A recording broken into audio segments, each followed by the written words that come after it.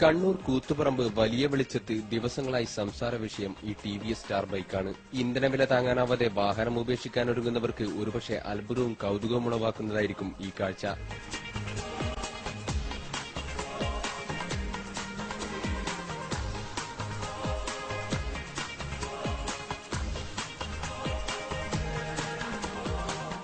കൂത്തുപറമ്പിൽ tiller മെക്കാനിക്കായി ജോലി ചെയ്യുന്ന കാസർഗോഡ് ബദിയടുക്ക സ്വദേശി സിദ്ദിഖിന്റെ ബൈക്കിലാണ് ദിവസങ്ങളായി ഇന്ധനമായി സോഡ ഉപയോഗിക്കുന്നത്.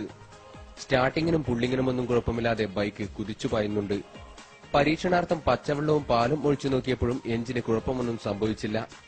5 മാസം മുമ്പാണ് സിദ്ദിഖും കൂട്ടുകാരും ആദ്യമായി ബൈക്കിൽ പരീക്ഷണാർത്ഥം സോഡ ഒഴിച്ചു നോക്കിയത്. ബൈക്ക് കുഴപ്പമില്ലാതെ ഓടുന്നതിനാൽ പരീക്ഷണം തുടർന്നു. കഴിഞ്ഞ 10 ദിവസത്തോളമായി തുടർച്ചയായി സോഡ ഉപയോഗിക്കുന്നുണ്ടെന്നും പെട്രോൾ അടിച്ചാൽ ലഭിക്കുന്ന മൈലേജ് ലഭിക്കുന്നുണ്ടെന്നും സിദ്ദിഖ് പറഞ്ഞു. സോഡ ഇങ്ങനെ അടുക്കടുത്ത് സോഡ വയ്ക്കും, പിന്നെ സമയങ്ങളിൽ പെട്രോൾ വയ്ക്കും.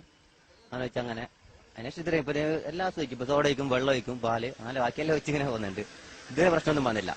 50-55 മൈലേജ് അതിപ്പോ സോഡയിലും അങ്ങനെ കിട്ടുന്നുണ്ട്. കണ്ടിന്യൂ ആയിട്ട് വെള്ളത്തിൽ പോകണമെങ്കിൽ അങ്ങനെ പോയിക്കോളും, അതേ മൈലേജ് തന്നെ, അത് പ്രശ്നമില്ല. ശാസ്ത്രീയവും സാങ്കേതികവുമായ നിരവധി ചോദ്യങ്ങൾ ഉയരുമ്പോഴും ഈ ബൈക്ക് നാട്ടുകാർക്ക് കൌതുക കാഴ്ചയാവുകയാണ്.